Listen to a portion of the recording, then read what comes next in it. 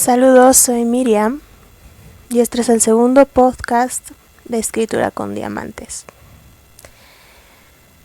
Para hoy tenía planeado hacer una especie de recopilatorio de malas experiencias en el Buen Fin y hacer un comparativo de ofertas entre el Día Negro, Buen Fin, Black Friday.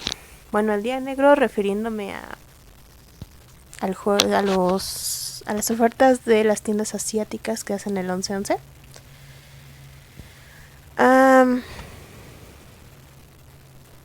Pero al final decidí tocar otro tema. Primero porque ya se me pasó el boom del Buen Fin.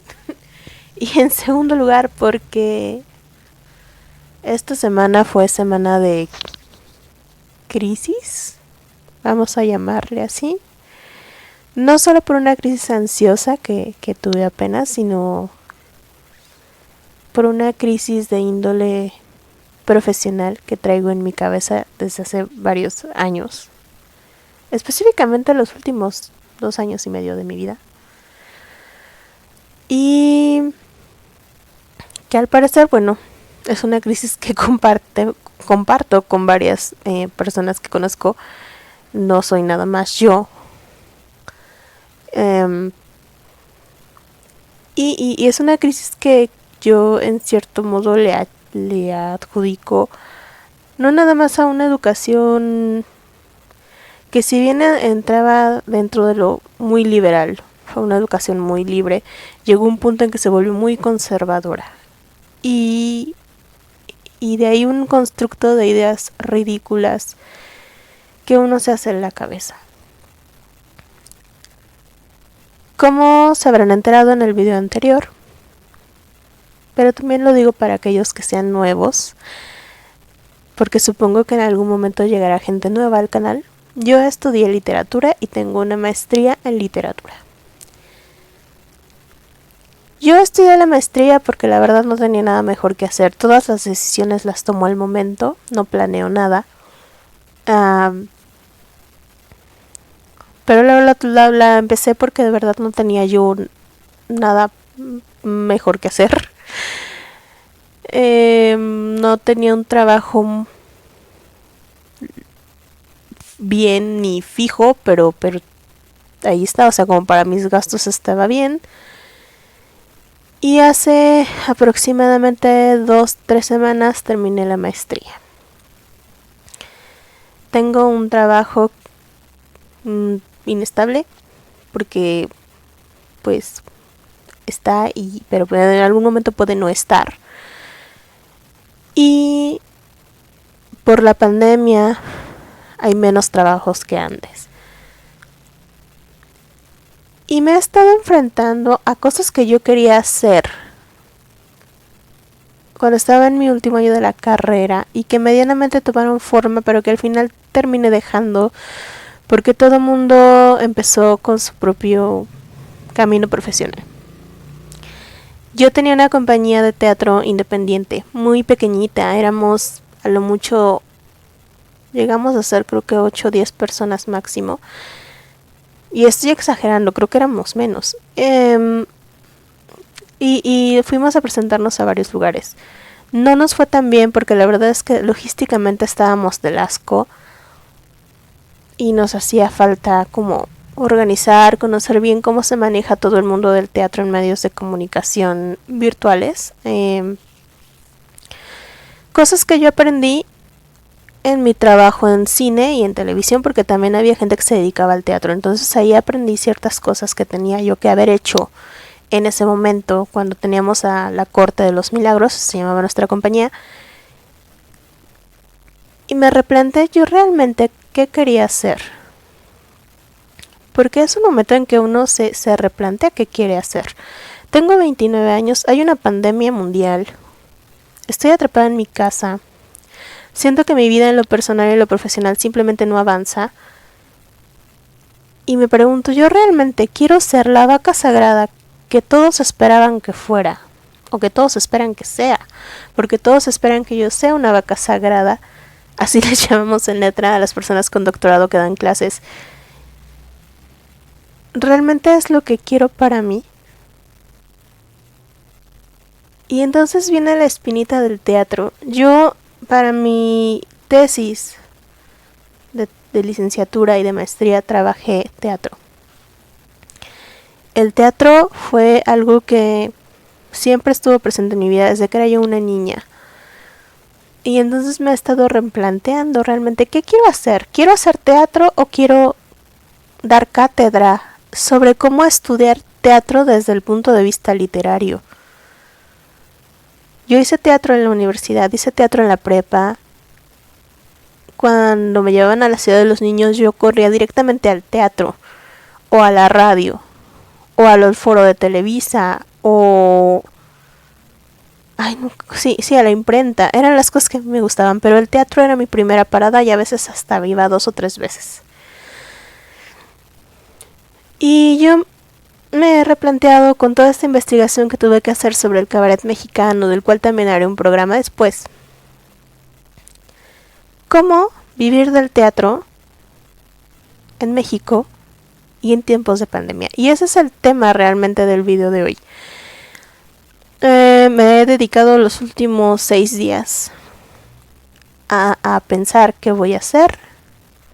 Necesito dinero ahora, ¿qué voy a hacer de momento, no?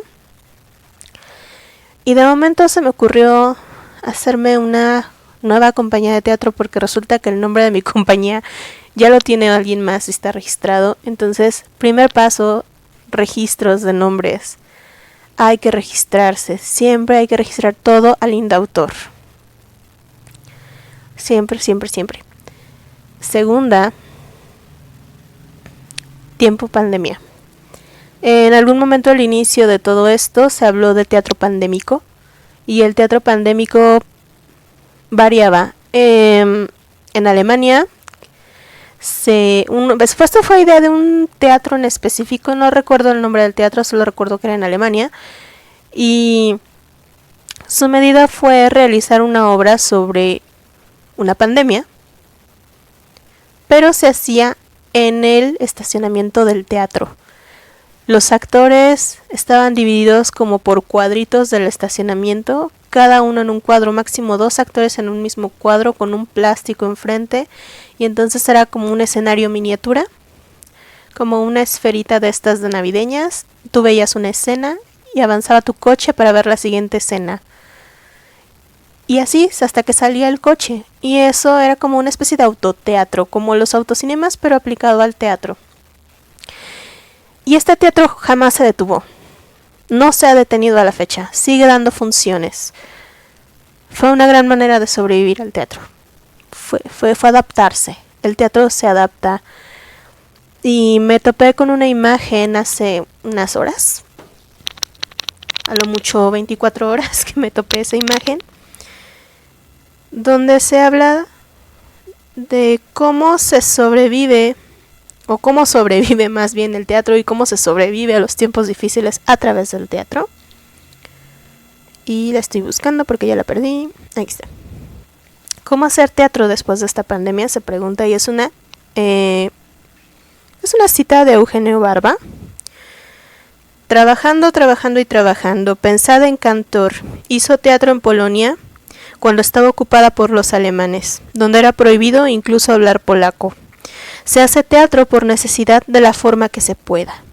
En casa, por la calle, en lugares convencionales y no convencionales. Si se tiene la necesidad, se puede hacer también teatro en el infierno.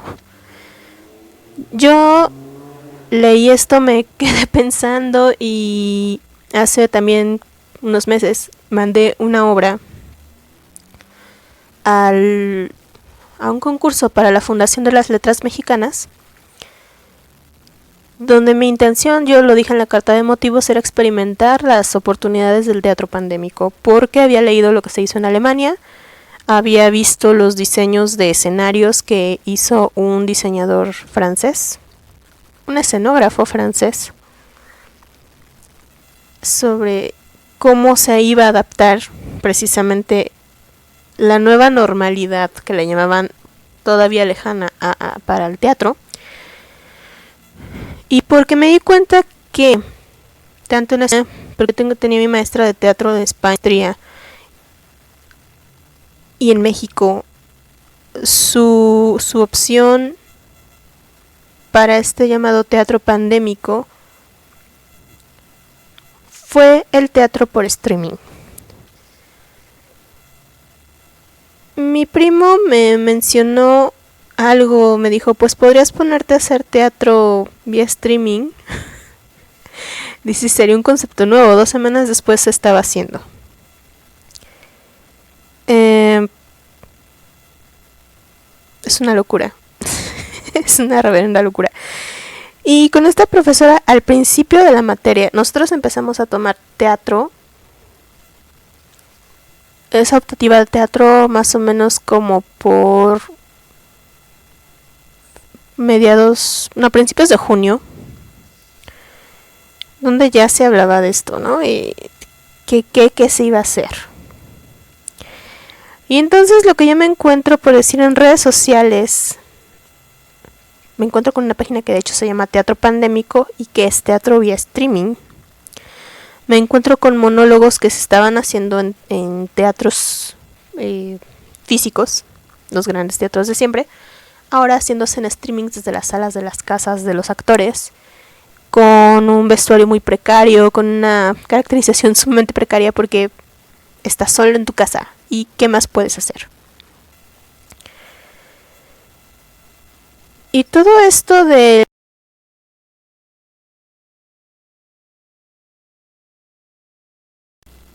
es una cosa verdaderamente interesante. Ahorita estoy buscando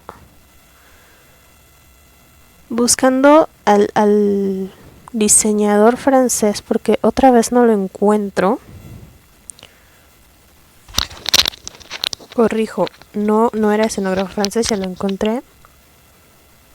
Es italiano, pero creo que radica en Francia porque fueron diseños lanzados por la Unión de Escenógrafos Francesa, la UDS. Fue quien publicó el diseño de teatro pandémico del diseñador de escena Emanuele Sinisi. Reduce diseños de escenografía y luces para resistir hasta que el teatro pueda volver. Son diseños de autoteatros, vamos a llamarle así, autos puestos en círculo, mientras que la representación está en el centro. Esta es la idea de este teatro pandémico. Mi solicitud para la Fundación de las Letras Mexicanas obviamente fue denegada, rechazada con todas las pompas. Y bueno, eso vino con una serie de depresiones fantásticas. He dejado de escribir, he dejado de pensar en escribir y decidí decidiendo tomar otro camino, un camino menos académico y quizás menos convencional. Yo siempre quise hacer burlesque desde que era niña y vi Moulin Rouge y vi Chicago y burlesque cuando ya era yo una casi adolescente adulta, joven adulta más bien. Creo que tenía 18 cuando se estrenó Burlesque. De hecho la fui a ver al cine con quien entonces era uno de mis amigos más cercanos, que por cierto ahora es mujer.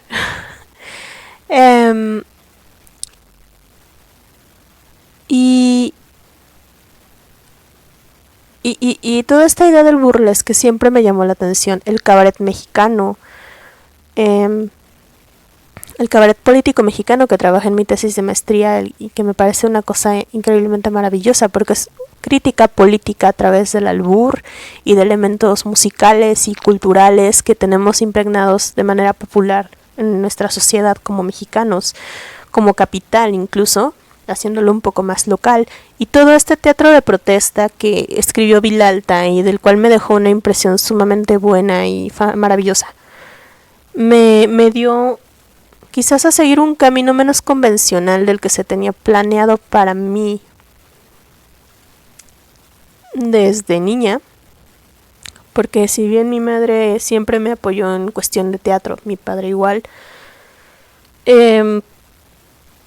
quizás no me veían bailando en poca ropa con lentejuelas mientras hago crítica política, o me quejo del machismo mientras bailo en lentejuelas y en poca ropa, o en lencería cara. Entonces, es algo que me causó mucho ruido.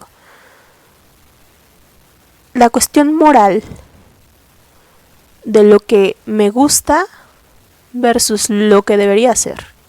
Lo correcto versus lo incorrecto. La mujer Lilith versus la mujer Eva. Y yo siempre me he sentido más una Lilith que una Eva. Porque si alguien me gusta mucho, si a alguien lo quiero mucho, puedo ser muy dócil y puedo ser la mujer más mensa del mundo si quieres. Pero por lo general soy una Lilith. Siempre fuera del canon, siempre fuera del molde. Y en un momento quise entrar en el molde. Yo de verdad esperaba entrar en el molde, ser la vaca sagrada que todo el mundo esperaba que fuera. La pandemia me ha venido a enfrentar conmigo misma y a darme cuenta que no soy Eva y el molde de Eva me queda chico. Y no porque esté gorda, que sí estoy, pero no es el punto esencial, sino que toda mi vida me la pasé fuera del molde. Que sí, muchos hemos hecho teatro en la escuela, pero a Miri le gustaba el burlesque. A Miriam le gustaba las lentejuelas desde que era niña, y las plumas, y todo este glamour de los años 20, de los años 50. Amo los corsés, amo las faldas ajustadas de sirena, y también las faldas de bombón, que son de tul enormes y estrafalarias.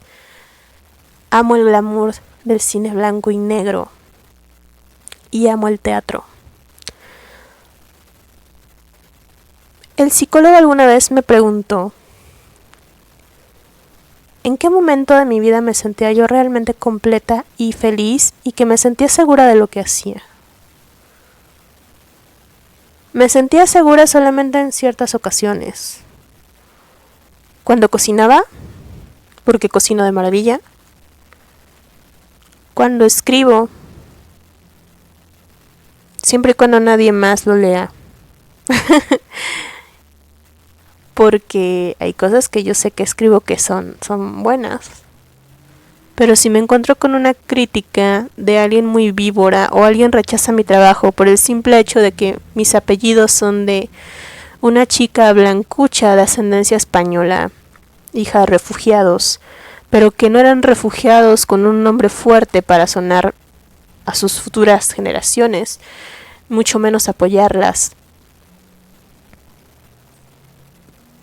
Y que escribe cuentos de personas iguales, cuentos de gente blanca, porque fue el mundo que conocí. Yo no niego mi tercera raíz, porque tengo una tercera raíz. No se nota en mí, pero se nota en mi madre, se nota en algunos de mis tíos. Pero yo escribo de lo que ellos más me contaban, de lo que sabían, y lo que sabían eran historias de gente blanca. Y vamos a entrecomillar blanca, porque ni siquiera es que sea blanca, soy amarilla, soy mestiza.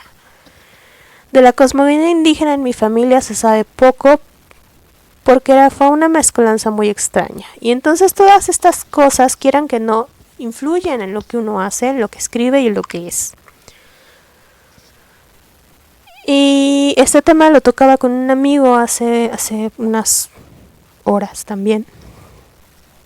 El por qué mis cuentos son rechazados de cada editorial que topa. Y que él cree que sea por eso. Por mi condición mestiza, no indígena ni afrodescendiente. Que es un tema muy delicado a tratar en estos tiempos. En fin, el punto es que todas estas reflexiones que he tenido en las últimas horas y en los últimos días, en los últimos meses, desde que empezó este encierro, me remiten al psicólogo. Mi tercer momento en el que yo era feliz era cuando yo estaba frente al público haciendo teatro. Y tengo muy presente la representación que realicé junto con dos de mis compañeras, una de mis amigas más cercanas, para un examen final de la materia de teatro mexicano. La profesora Adriana Sandoval nos dio como trabajo final una puesta en escena corta de unos 15-20 minutos máximo, que se había que presentar frente a todos nuestros compañeros, y si queríamos invitados, de eso nos enteramos al último, y por eso yo no invité a nadie, de haber sabido lo habría hecho. Y montamos La pesadilla de Emilio Carballido. Yo tengo un crush con Emilio Carballido, amo a ese señor. Yo fui alumna de Silvia Corona, que fue alumna de Emilio Carballido. Entonces ahí hoy tengo un crunch muy fuerte con este autor. Y es una obra muy fuerte que habla sobre el movimiento del 68. Cómo interrumpe, o irrumpe más bien, el ejército en las casas de Tlatelolco para buscar a los estudiantes y a los simpatizantes que ellos tachaban de comunistas. Es una obra con 3 personajes que transcurre en un espacio cerrado. Los sonidos de las metralletas nos invaden por todos lados. Y el final es muy fuerte. Mi personaje era el último en hablar. Gritaba despavorido: vienen por nosotros, están tirando la puerta, van a entrar. Las luces se apagan. La obra termina. Las luces vuelven a encenderse. Y yo veo a la profesora Adriana Sandoval y al resto de mis compañeros con lágrimas en los ojos. Había hecho llorar al público. Y fue una sensación que no se me va a olvidar nunca. Poco después montamos otras obras de Carballido, y logré hacer que la gente se riera. Y todo tuvo sentido ahí. Yo era feliz haciendo teatro. No estudié teatro porque la vida no me llevó por ahí, porque yo no quise irme por ahí, porque me topaba con gente muy asna y yo, tratando de protegerme, no quise arriesgarme a tratar con gente asna. Pero es lo que me hace feliz. Y el teatro poco convencional puede que me haga más feliz que el teatro convencional, el teatro clásico incluso. Entonces tomé la decisión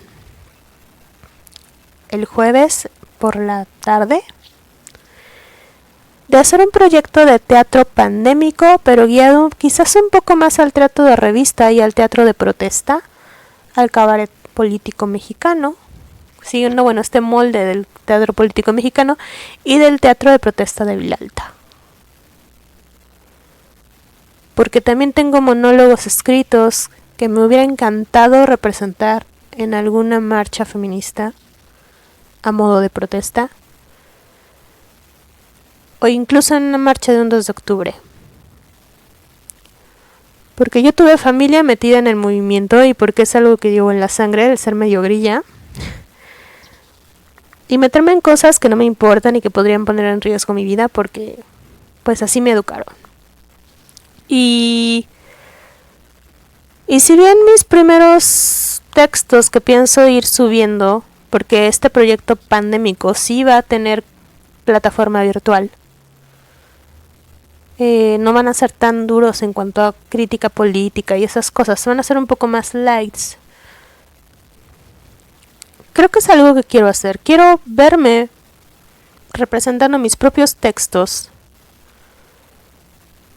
pero adornada de lentejuelas. Quiero verme hermosa y sentirme hermosa, y que todo lo malo por lo que he estado pasando, por lo que hemos pasado todos, tarde o temprano va a tener que acabar.